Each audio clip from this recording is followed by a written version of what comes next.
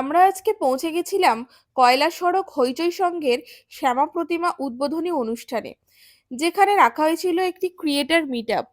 আমরা এলাকার মধ্যে যারা সোশ্যাল মিডিয়া ইনফ্লুয়েন্সার তাদের প্রত্যেককেই এখানে ডাকা হয়েছিল।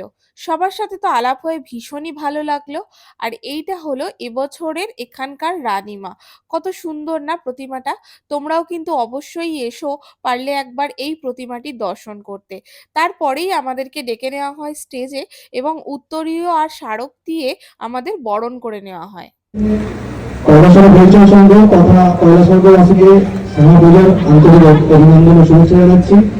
আজকে এরকম একটা প্ল্যাটফর্ম দেওয়ার জন্য কয়লাসর পরিচয় সংঘের সমস্ত সদস্যদের আন্তরিকভাবে কৃতজ্ঞতা জানাই। শ্যামা কালী রূপে রানীমা বিরাজ করছেন মণ্ডপে। মায়ের কাছে একটাই অনুরোধ, আশীর্বাদ চেয়ে নেব যে কয়লাসর পরিচয় সংঘ এইভাবেই প্রতি বছর আরো ভালো করে পুজোর আয়োজন করুক, প্রত্যেকের মঙ্গল হোক, আনন্দ থাকুক, সুস্থ থাকুক, আর এইভাবে আমাদের মিট আপ চলতে থাকুক। আজকে অনেকের সাথে পরিচয় ঘটলো, অনেকে চেনা, অনেকেই অচেনা ছিল, কিন্তু আজকে এই অনুষ্ঠানের পর সকলেই পরিচয় হয়ে গেল।